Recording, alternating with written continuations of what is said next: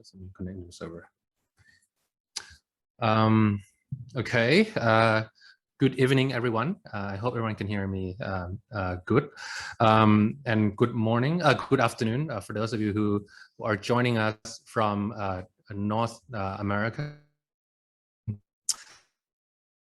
So welcome again to the Transformative Humanities series. This series an academic series event organized by the Integrative Center for Humanities Innovations, which is a center located in the Faculty of Humanities, Chiang University in Thailand. Just to give you briefly about what we do, so we invite academics, scholars, practitioners whose work engage in this, in many aspects of humanistic research, to share their ideas and works.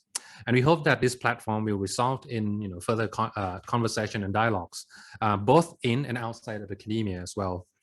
So today this is the second sessions. The first session was organized a month ago, and this is the second one. We are we are honored to be joined by Rosalia Namsai Engchuan, as I pronounce you correctly. So Rosalia is actually can I call as visual anthropologist? Is that okay? Okay, more of visual. She's trained in visual anthropologies, but previously she was based in Germany. But for some reason, she managed to get through all this COVID travel restriction to be in Thailand. So we managed to get her up here. Okay, wonderful. Thank you so much. Thank you so much for inviting me. Thank you also, Prayer, and everyone behind the scenes for helping to facilitate all of this. And also thank you to the filmmakers for spending so much time with me and answering all my questions. And yeah, thank you everyone for joining us here on Zoom from so many different places. It's really nice to know that we can somehow have this space to connect. And in this talk today, I want to start with a critical discussion of the material and discursive formations of the Anthropocene, and especially talk about, and also like it relates also for those of you who have been to the first session. I'm kind of like starting from the same ground, and then I will talk about how it manifests in visuality, and then related to my research on cinematic practices in Indonesia, and will also show some excerpts of the films that I'm talking about. And okay. We find ourselves in a world today where the neo-colonial capitalist project, as well as its unfortunate progress into environmental crisis, industrial disaster, and displacement is in full cruel bloom. We are told over and over that human activity has become the central driver of changes to the Earth systems. The Anthropocene, the name for a new geological epoch dominated by humanity, is mainstreamed and normalized. The Anthropocene is a thesis, not a fact. We are not all the same. We are not equally implicated in the forces that create environmental and post-industrial disaster. We are not equally experiencing these disasters. Climate change is a global problem, but it is caused and experienced unequally. The Anthropocene thesis has rightly so been criticized by many for its universalizing ignorance of structural causes. One could also say that we are facing the failure of a specific extractive endeavor with its origin in Europe, the Industrial Revolution in England, that was then exported to the rest of the world. I wanted to include this quote in my presentation because when I read it for the first time, I thought this beautifully speaks kind of about the movement that I want to talk about today too. And this movement was called by the researcher De Sousa Santos epistemicide, a movement where in the making of the modern world, epistemological violence flattened landscapes of diverse situated wisdoms into rational knowledge to be mainstreamed in modern educational systems. Everything other was marginalized and rendered illegible to the dominant criteria of valid knowledge. This makes global injustice not merely a geopolitical issue, but also an epistemological question. Epistemicide renders unthinkable other possible worlds. It is foreclosure. And here we are. We cannot understand the whispering any longer. And meanwhile, history parades as deontological. Modern scientific knowledge, with its foundational assumption of the division between nature and culture, subject and object, has the material and financial power to make real what it imagines. It is the driving force behind the neoliberal capitalist project that takes us to the brink of catastrophe. And this is a summary of kind of the premise that I want to begin to think with today. Yeah, just this kind of movement to also think about how we think about the world and how we think about the world determines the possibilities, how we make the world. This will become, I will repeat this over and over again with different examples. And looking at and thinking about knowledge, its histories, politics, and processes of formation becomes an important task to prepare the grounds for a shift away from the legacies of epistemicide. Modern scientific knowledge is the child of epistemicide and enlightenment, and as Mackenzie Wark alludes to when she said, and I'm quoting here, prejudice against fiction comes from enlightenment fiction about facts. My thinking here is only possible because others have done really important work before and helped me to think about these violent histories, the constructedness and the situatedness of knowledge.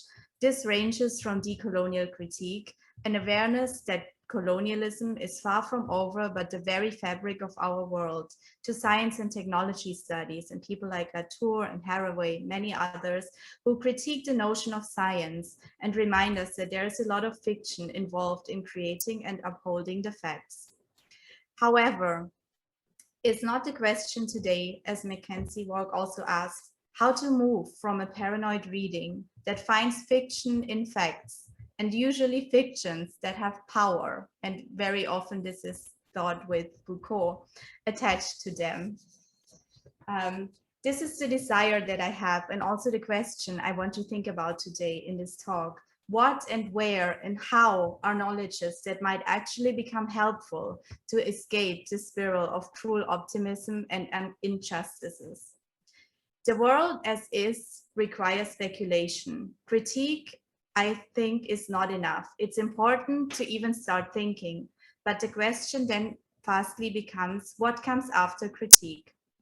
Even from an adverse position, we will stay within the same power structures, as long as we only restrict ourselves to facts, to what can be documented and represented, then we are very limited in what kind of worlds we can envision and argue for. The question at stake is, how do we find languages to speak from and to the current state of our world? During my research, I realized that many filmmakers and artists engage with the same social issues as scientific researchers do. And yet their works rarely feed into the systems that are drawn on to create solutions. Decision makers would most likely not consider an experimental film or video art as data. At the same time, the practice of these artists is aware of, but decidedly does not conform to the conventions of official scientific knowledge production, which is haunted and defined by epistemicide. I want us today to look at the films I will screen and also talk about today, unlearned and with fresh eyes, and not benchmarking them against what epistemicide makes us consider data. Ultimately, I believe that all forms of knowing have their legitimacy, and they would work best in conjunction. What troubles me is the artificial and doomed hierarchy that posits scientific ways of knowing inside well-funded educational system and at the core of political decision-making, and sidelines more experimental forms of knowing to the realm of the arts. My contestation is with this deeper problem. The assumption that legitimate knowledge takes on a certain form, provable facts, and that it has certain characteristics, often male, rational, and that it can be proved, methodologically reconstructed and located close to an observable reality. Acknowledging that global social justice is not possible without cognitive injustice, De Souza Santos and his concept of epistemologies of the South argues for an epistemological shift. I felt that the aspirations of the works that I'm talking about today resemble this larger political project that he is alluding to. Epistemologies of the South is at the same time an imperative, a desire, and also a promise. I want to explore this promise, this project today in the realm of visual culture. But before I present my case studies, I want to add another level of criticality. When the Anthropocene thesis enters visuality, images are often presented as scientific facts. But this is, and I'm quoting T.J. Demos here, a carefully edited selection of visuality that reinforces the premises of the Anthropocene. Visual culture, in fact, is very often involved in obscuring, and in fact, it does the obscuring of environmental crisis. And it also often reinforces the idea that humans are exterior to and therefore in control of nature. So how does visuality do this? The blue marble image of our beautiful Earth, it zooms out so much that many things can be conveniently ignored. Human beings are brought together visually and therefore sociopolitically, or drones of industrial activity. These images register the harm done to the earth, but they are more than just illustrations or warnings. They are granting the viewer a sense of control over the represented object, a visually mediated illusion. Maps and diagrams do the same kind of work, and I will talk about another kind of map later in this talk. Beyond the need to expose the problematic politics of the Anthropocene thesis and its manifestations in environmental visuality, we also need to question its very fundamental and often unspoken assumptions. I'm interested in looking at ontological windows instead of merely through them. The Anthropocene thesis and its visual politics rests on the ontological assumptions that we humans are outside of and therefore can control nature. As a result of epistemicide, it leaves out the realm of the unknown but knowable, the things we don't see, the things we cannot measure in numbers, the things we can't catch with a camera. This exactly is the chain of assumptions I mentioned in the beginning that render truth only discoverable through the methods of the modern scientific apparatus. In an attempt to decolonize the inherited structures of science and knowledge-making, it is not enough to let others speak. We need to learn to stretch the notion of language. This takes us to a question. How can we become attuned to the whispering again? And where do we find it? In my research in Indonesia, mostly on the island of Java, I was looking at social phenomenon through films with filmmakers. This is an attempt at a decolonial method because I believe that they are in a better position to speak about local socio-ecological issues. The labor of analyzing and interpreting social situations, activities that mark the domain of the researcher, is being done by the filmmakers. And this shows beautifully also that countries of the South do not necessarily need external researchers who become experts speaking about them. Representing the world as their own in their own terms, they are doing this work already. They have something to say about the experience of environmental crisis as they come from the middle of it. In Indonesia, for example, the temporality of environmental crisis is different.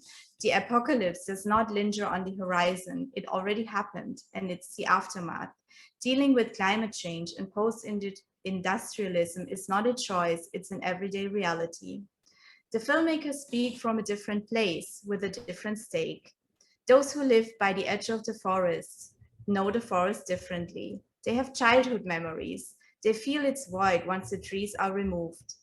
These films come from a granular understanding of the forest acquired through lived experience. In order to make this very theoretical discussion more concrete, I want to show you who and what inspired me to construct my argument in this way. And ultimately, also this research took kind of a very long way. I went to Indonesia and I went there with another project, as very often the case in anthropology. But I was really amazed when I saw these short films that were produced in Indonesia, and I had this feeling that they are so valuable and that there's so much in these films that I was kind of instinctively drawn to look more at them, but also to conceptualize them as something other than just experimental film or art. Yep. Okay. So the film that we just saw some experts from is titled Seorang Kambing, a Goat. The film is a dystopian and gloomy science fiction set in a future where the anticipated horrors of environmental crisis are already real. A future where modern human powers steer the direction of history. It takes us to the world where water scarcity is turned into its ultimate acceleration towards a situation where the effects of human greed are turning against humans. Into a time when the endless growth curve of capitalist extractivist dreams has already crashed its promise. The film is a speculative work that maps the terrain of a post-Anthropocene future. It is an artistic approximation of a world yet to come. Tunggul, the filmmaker, told me that he had written the script already when he was asked to join a project called Stories About Climate Change and Us, initiated by an international organization in Jakarta. Interestingly, later there was a comment from someone from the project team that this is not a film about climate change. This kind of storytelling did not match the expectations of what kind of stories about climate change would be told. I'm gonna read a bit again from my description of the film because I think it's, yeah, you only watched it a little bit and it can be confusing. So I will, some of this will be repeating now. We see a man in a room sitting on his bed. He puts lipstick on a goat, a female voice from the off. It is 1 year after the riots. Luckily, me and the other women have left. We are peaceful now, not a lust symbol. They are fighting over water. They are stupid and will never understand what really happened. Men are clueless and consume dubious drinks made of gasoline. They are talking about a lost goat. There are rumors that a ghost has taken the goat, a ghost that looked like a tiger. The goats they care so much about are eluding them. They try to count them, but they fail to do so. They beg to God, but there is no salvation. The army is trying to come up with a strategy, but they don't know what a strategy is. The book where it is written is too long to read and too long to remember. Someone tries to recall from a dream what happened. The tiger entered the cave.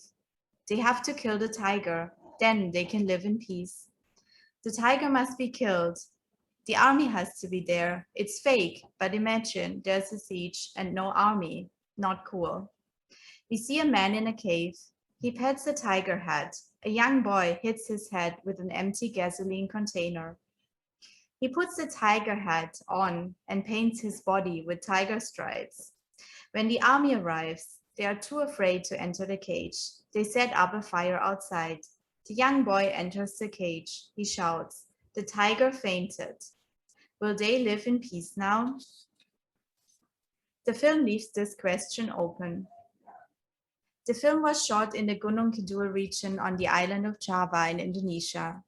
Gunung Kidul is a mountainous area and part of the Mount Sewu, which translates to 1,000 mountains, area of limestone hills. A predominant topography in this region is karst and limestone hills, and there are hundreds of caves. This area used to be covered in vast forests, but most of the native teaks have been removed. This has caused an acute water shortage, especially in the months of April to October during the dry season. Over the last hundreds of years, the people living in these regions have experienced severe droughts and famines. Water shortage seeds the conditions for poverty. With the controversial construction of the new airport in Yogyakarta, Gunung Kidul is supposedly to become the new Bali. The film is the filmmaker's comment on the local situation in the Gunung Kidul area.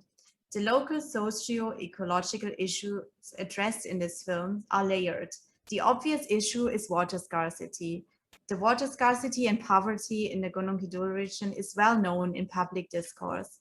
According to the filmmaker, most people and also most researchers talk about Gunung Kidul using what he calls the poverty narrative, but he's not happy with it.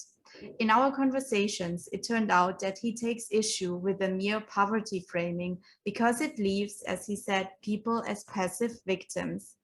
His diagnosis of the problem in the Gunung Kidul society is that people are in comfort zones and don't criticize, and he says this is a risky society. According to the filmmaker, the issue is also to be located in the people he is seeing around him, and he says he doesn't agree with their behavior. The title that he chose for the film, Seorang Kambing, Seorang is a qualifier used for humans. The title thus performatively breaks this human nature dichotomy and more than anything, as he told me, mocks humans.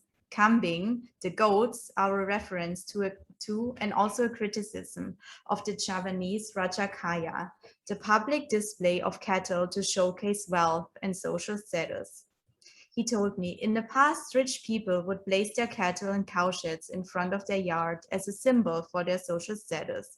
The more cattle they had, the more respected they would be. These people were called Raja Kaya in Javanese.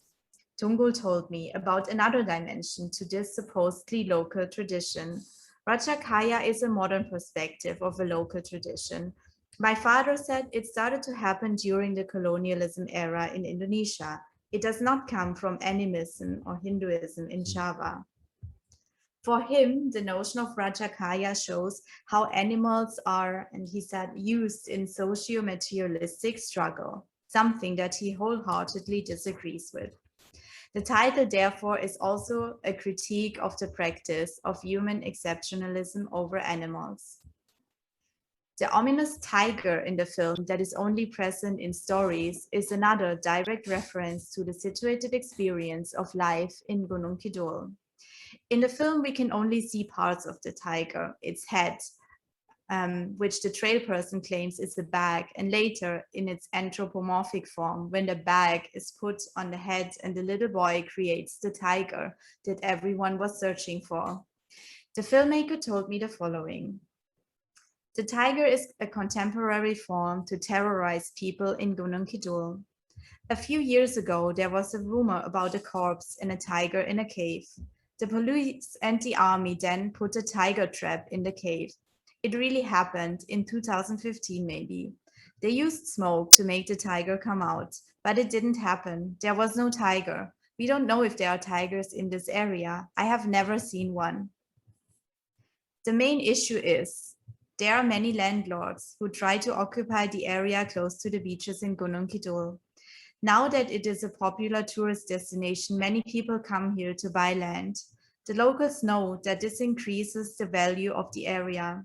So the buyers work together with the police with that narration.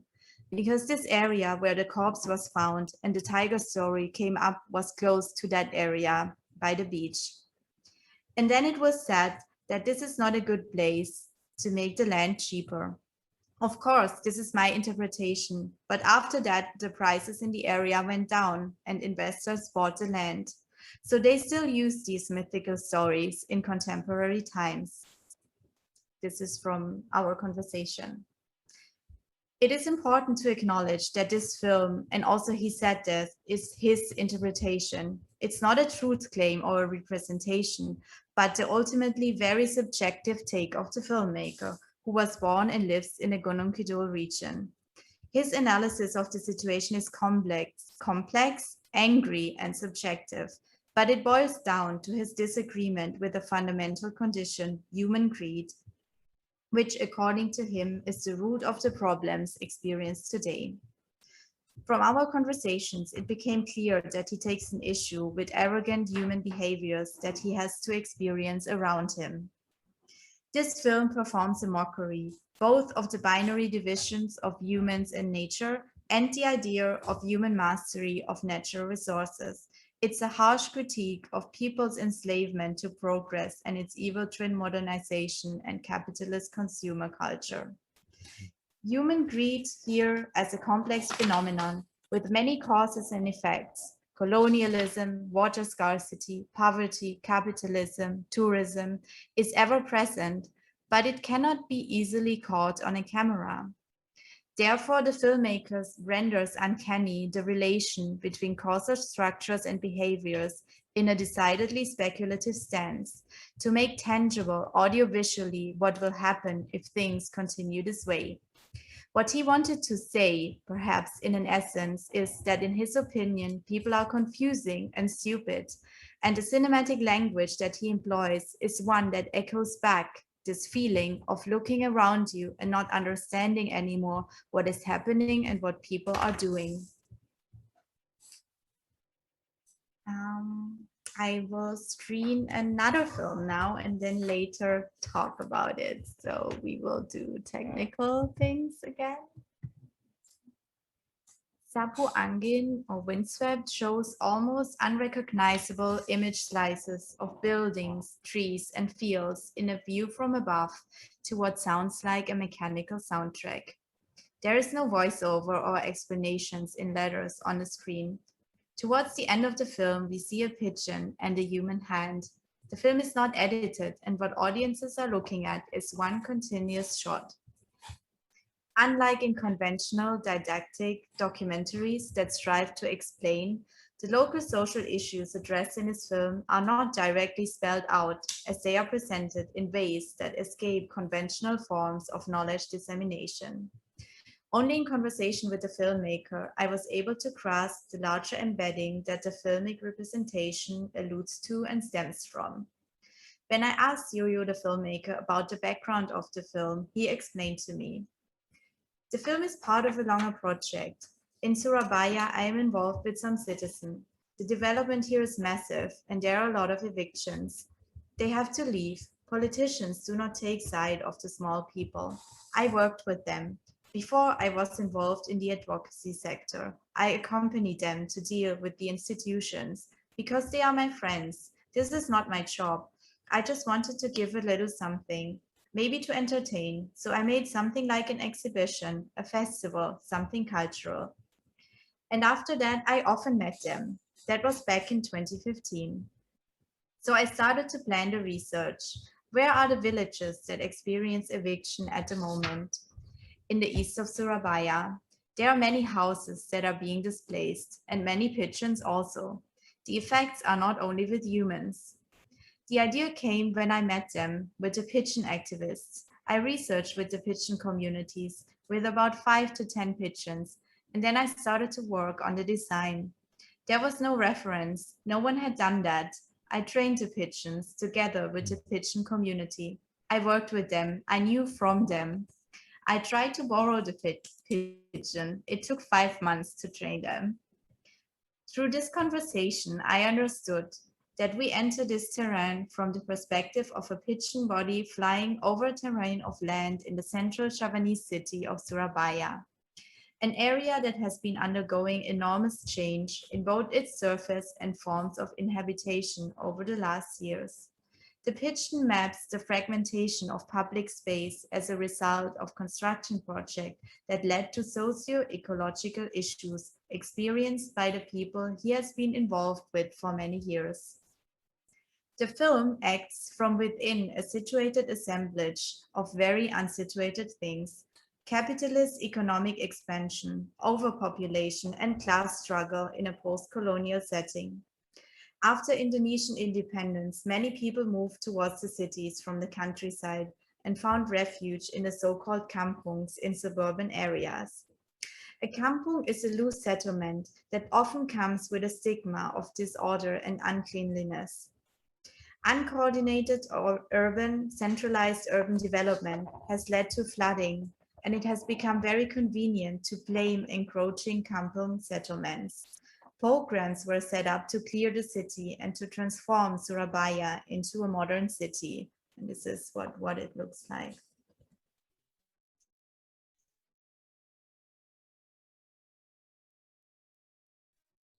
This is what I filmed when we were doing the research with the pigeon communities. Pigeon raising is a phenomenon that takes place in these settlements that are now being cleared and moved. Particularly in Java, pigeon racing is big and has a visible presence in a public space. The huge gates that we see here in the background a little bit can be seen everywhere from afar. The pigeon owners care a lot for their pigeons, and sometimes they sell them at incredible prices. During a competition, a male and female pigeon couple is being separated.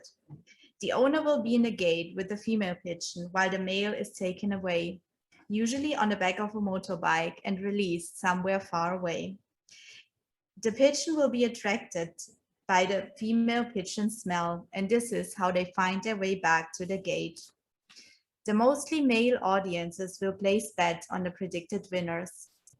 This is a gathering space where people get together. It is very gendered, they are mostly men.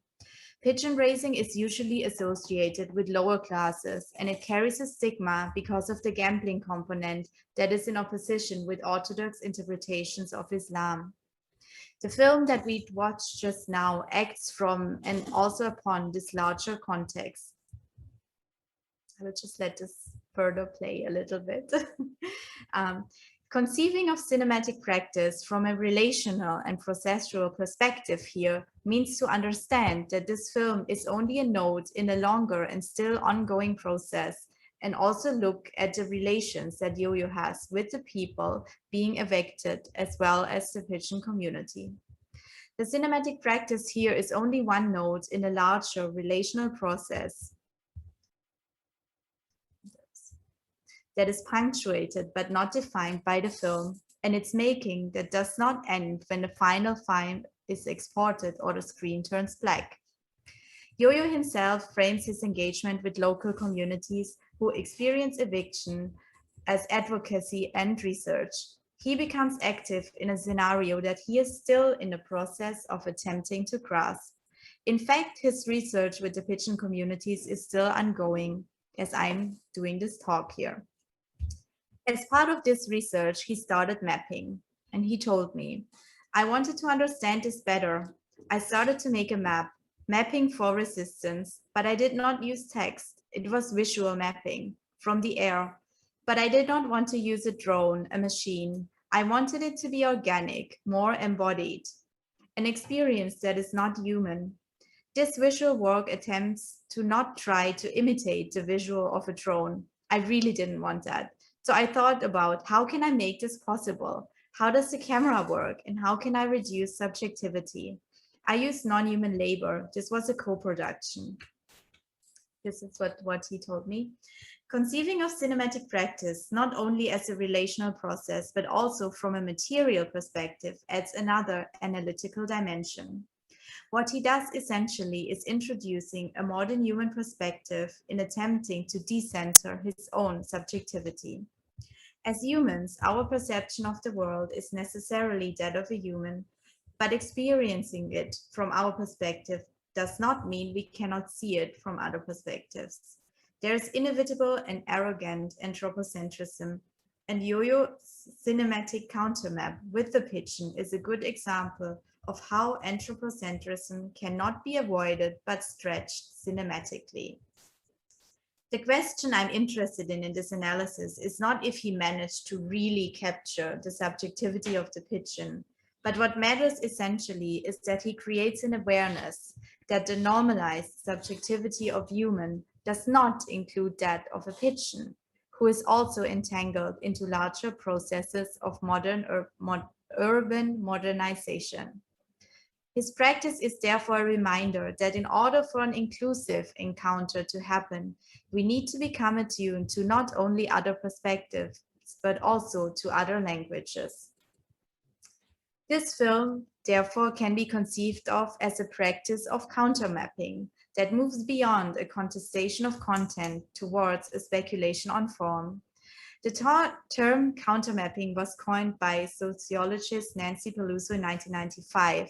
She was talking about mapping practices by forest users in Kalimantan and their attempts to contest maps produced by the state. The countering act here was located in a content. Sapu Angin, the film that we just watched just now, is a practice of countermapping that goes further. The countering act here lies in the form of what can be conceived of as a cinematic map. The film opens again the question of what a map is and what it can do. The cinematic map is in contradiction with the orderly aesthetics of conventional maps that violently simplify and flatten social realities in a project of governance. And I'm thinking with James Scott here. Conventional maps convey a feeling of controllability and mastery over concrete objects through absolute vision. What the cinematic map does at its essence is offering a different experience and view of the changing surface of the earth. The film conveys layers of meaning beyond facts. The shift in perspectives comes with a shift in experience. The cinematic map works on an affective level. It is experienced. It resorts to an abstract, mechanical language to convey an uncanny feeling about a situation that is eerie indeed. The cinematic map holds affective potential. It distorts with confusion and unknowability of the future and the impossibility to grasp the actor. It argues towards a changing, not a conservation of the status quo. And perhaps this is closer to the experience of, and also makes more sense in a situation where corporations are taking over homes. What the films offer to me is sensing, not making sense. Here. We learn from the thick of contradiction. Ambiguity here is something not to be mastered, but something to be embraced and explored. The videos that I showed today perform opacity as the antidote to the ideal of representation. They do not narrate in a line, but understand in a field. They do not strive for thin narrative order, but demand from audiences to endure with the thick of contradiction. Stepping away from linear narration and this ideal of representing towards an approximation of the world is as much an aesthetic and formal as well as an ethical choice with political implications. Linear narrations and modes for producing transparency come from a place where someone is asked to make sense and explain themselves, or their community, their country, their history.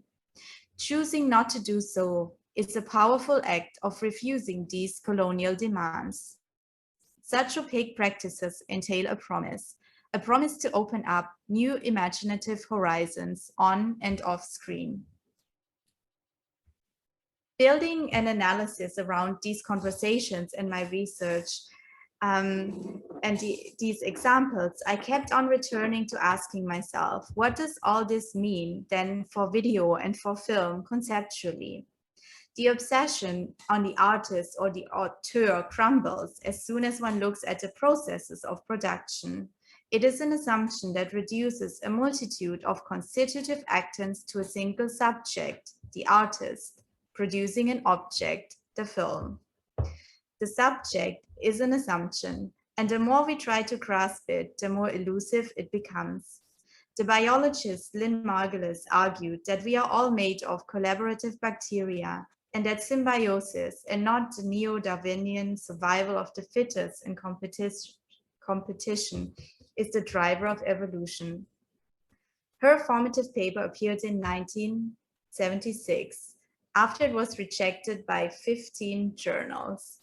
The worldview of collaboration and interdependency was dismissed from becoming legitimated knowledge because it did not fit the neoliberal capitalist colonial enterprise.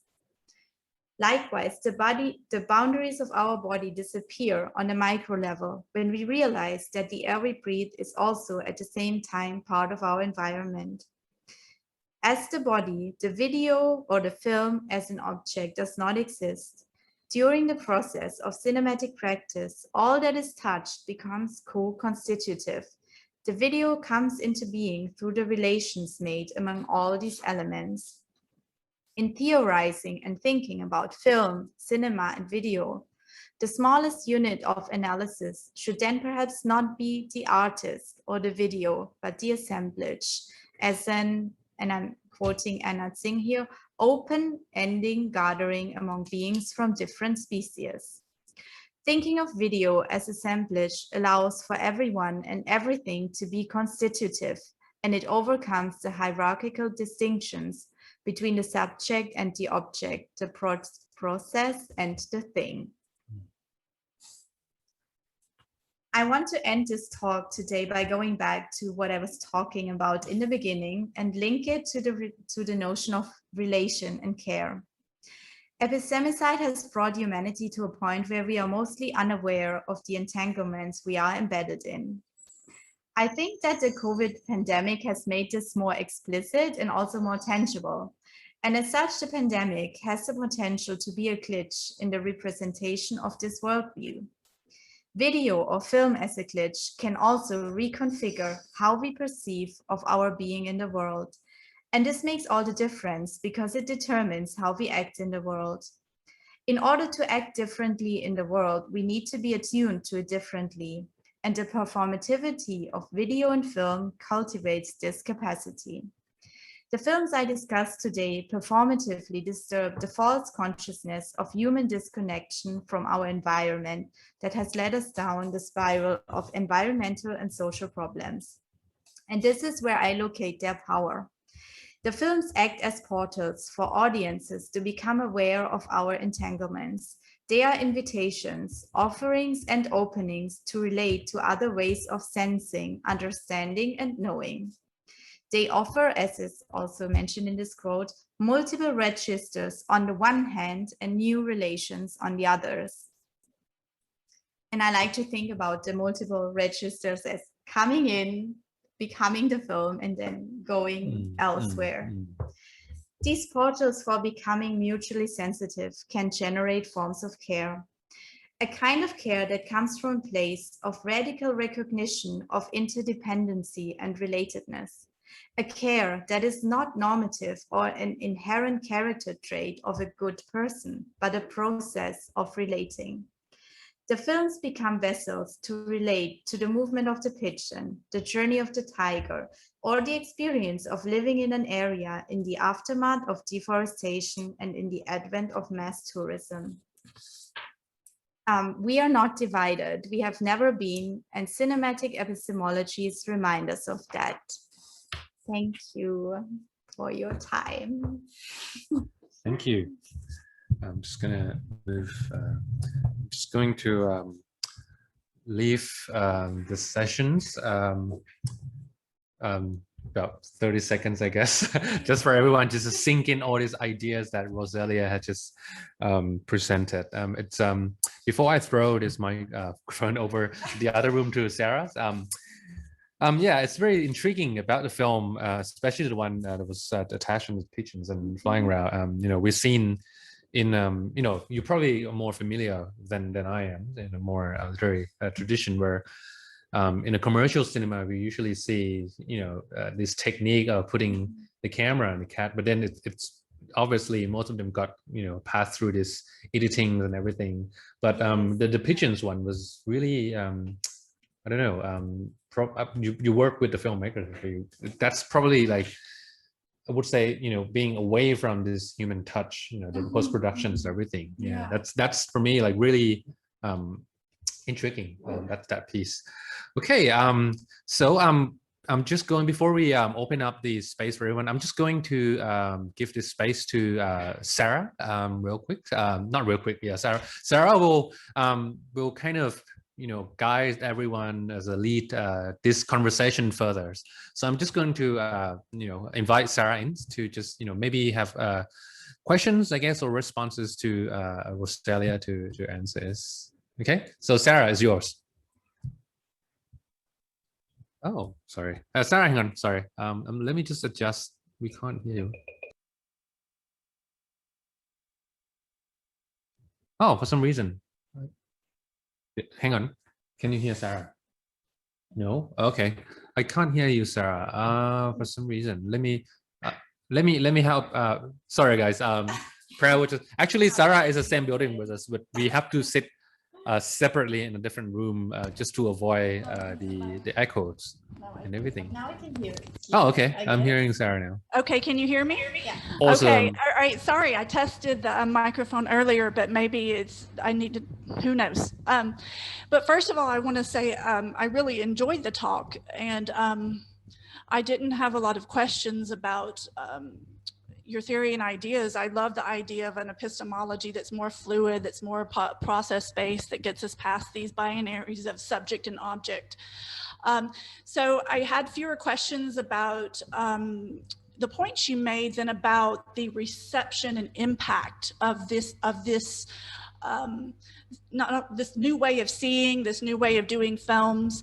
And so I think my question is just, this seemed like, even though these films were celebrating local Indonesian, indigenous communities and exploring them, they did seem to be experimental films in the sense that their audience was maybe a more sophisticated academic audience. And so I think my question, not just to you, but for all of us in academia who are exploring these new epistemologies is, how do we cross the divide between what we're doing in our discipline and impacting the people who need to be impacted to make these changes? I know, education is what we do, and that's very important, but I'm not sure that academics always have the power when it comes to environmental issues. And so the question is, how do we make this message of new forms of being in the world, or alternative forms of being in the world, something that really sinks into people who currently are controlling the resources, the pace of development, the kind of development, that kind of thing. Thanks. Thank you so much for your comment and question. And yeah, I mean, it's totally something I don't have the answer for, but really the desire to make it happen. Maybe I will share a little bit more about my research and in Indonesia. So basically my research in Indonesia was with film communities who make mostly short films for like financial reasons or like reasons of doability. Also, it's easier to produce a short film, and they make them mostly also outside of commercial cinemas. And some of these films are low to no budget almost. And I'm really generalizing now. So there's hundreds of film communities, and you will always find a counterexample, but just to convey the message a bit. And the films talk about local social issues. Many of them are not even subtitled or translated to like international, like some go to international film festivals and some don't. They just stay locally. And what is very important about this kind of cinematic ecosystem is that films are made, but they are also screened. So the cinematic space and the social space of screening really needs to be thought like as co-constitutive. And mostly after the screening, there would be a discussion about the issues raised in the film. And I, coming from like Germany, was at first surprised that the discussion would go really into the direction of the issue more than like the form and content form of the film. And I remember like from film festival like Berlinale, it's always like, are you inspired by this and this filmmaker, and what is like your trajectory? Like, but the discussions were different. Like they talk about, so often sometimes experts are invited who have a knowledge of that issue. It's also a very democratic space, which is enabled by the short film. So you can have different perspectives on one topic, and you can curate a program where you have different. So it seems like a very democratic space where it's not about introducing one right solution, but just giving different options, which is also when, like, as I was told, the education system in Indonesia works very differently. And about your, like, the reception that you were talking about, of course, these are like small spaces. What I think is remarkable that they are mostly organized by the film communities. The screenings are set up in villages, in a university. Often they're associated with universities. So it's kind of this creation of spaces is also part of the practice. And it doesn't go into institutional spaces only. So that is something where I see that somehow it seems to be possible for them to screen and discuss the films. And when you talk about experimental film and elitist Yeah, I totally know this argument, but I had a conversation with about this with the filmmaker who made the fiction film with Yo-Yo. And I have to say, I was thinking a lot about it, and I think this is where the problem is. Like now in this situation where like Epistemologies has told us that a narrative functions like this, and so these films seem experimental and weird, and we can, like, most people cannot understand them, or wouldn't, like, it needs kind of knowledge to understand them. But the problem is like this, if we then say that this is only elitist, it's kind of reproducing the situation. And when I talked with Yo-Yos, he told me he screened the film to the people he was working with, and for them it was also the first time to see something like video art. And he said, like, at first they were like, what is this? Like, it's fine, like if you want to do it, it's kind of weird. But he also said that then they were like, oh, okay, so this is video art, and they had this conversation about it. And then he also said, like, maybe now they know a little bit, and he's also doing workshops, and some, like, this form is like slowly being introduced through him in the community. So for me, this is also an example that this doesn't have to be accepted. Like, these other languages, I think, are very, very important. So maybe our job is also, I try this a lot in my teaching also, to make the case and to introduce it and to show that so many people still have this weird idea of experimental art, that it's like totally detached from reality. But in fact, it's not. It's well researched, it's very conceptual. And I, like, sometimes I get a bit tired of having to make this argument all the time, but I think this is important, like making this argument, and also at the same time, just, yeah, it's a question of audience literacy, basically, I guess. That, yeah. And when you also, one thing I think is very important, to not think to not think only about the film as an object. Because if you only think about the film and you just drop it somewhere, I didn't understand the film the first time I saw it, obviously. I needed to have this conversation. So I can only, when I think about it as like in this dialogical process perspective, it kind of allows me to understand more about the situation in Indonesia and about this language and all these issues. But if you only think about the film, like, in isolation, it doesn't work, and then it stays an elitist thing that people don't really can have like a relation to. So it needs that conversation. Yeah. Can I just jump? Yeah, sorry. Please. Can I just jump in real quick? Yeah, I share a very kind of similar anxieties, I guess. I would use that expressions. You know, this is not just within the film and cinematic studies as well. I think even the literary studies and history, you know, other works in anthropological studies, we have always, you know, people who work in this kind of the so-called experimental, or, you know, the marginal, you know, to use that term, you know, always get caught up in this, you know, so what next, you know, after we kind of, you know, dig up on this, you know, this kind of work made by, you know, the people.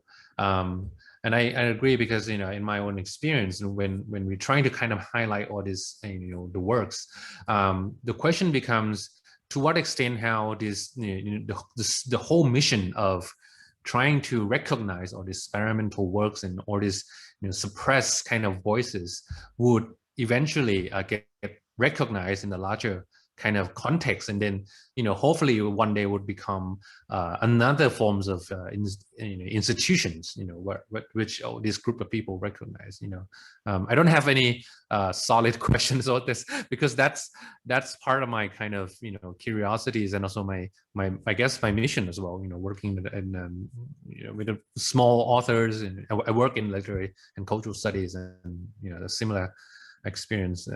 That's kind of question. Yep. Yeah, and I completely agree, Pasu. That's one of my constant thoughts and concerns, and I absolutely support community spaces in which watching films is not just watching films, subject and object, but it is a, you know, a process in which we're creating this community. But I'm wondering if it's possible, as we're involved in this process, to connect it to an explicit political agenda. And And then also to understand that this process does at this point have a certain kind of urgency. Because I do think that's another area where I have a problem with academia, where we're doing this very slow community education, where, you know, not only do we have to get people on board with the issues, but we have to get them on board with these new ways of thinking and perceiving. And the question is that gonna catch up with the pace of, you know, climate catastrophe? Right. And so I'm wondering, with it, like, is it possible to connect this kind of epistemology, which really is a very horizontal, democratic, you know, communal epistemology, with some way of affecting structures of power? I don't know if, you know, if anyone has an answer to that, because to me, you know, it just seems that we need to target very specific, very focused structures of power that are currently destroying the world. And so the question is, how do we link this horizontal process with overturning, basically revolutionizing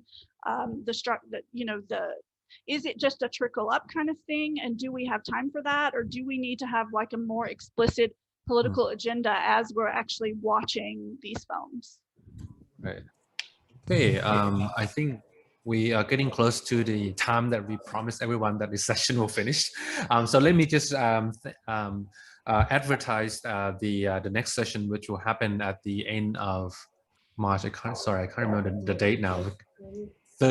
31st. So that's going to be another kind of whole new area that we're going to explore. The speaker that will join us will talk more about how to kind of, you know, look at the flow and, you know, the kind of transformation of cultural and geographical kind of culture, I guess, from using the kind of, you know, GIS technologies. I haven't read his paper much, but I'll make sure that I'll put everything into the advertisement piece in an advertisement online to send email to everyone again. So I guess today the time is up, and I'd like to thank you everyone for joining us today. Some of people have to leave early. They leave comments in the chat box. So look forward to see everyone again in the next sessions, and we'll keep you posted about the next event of the center. Okay. Thank you very much, Rosalia. Thank you, Sarah. Thank you, everyone. If you are in Asia, have a good night. If you are from Europe, have a good afternoon. If you're from North America, good day, I guess. The Australian way to say good day. Sorry. Okay, thank you. Bye.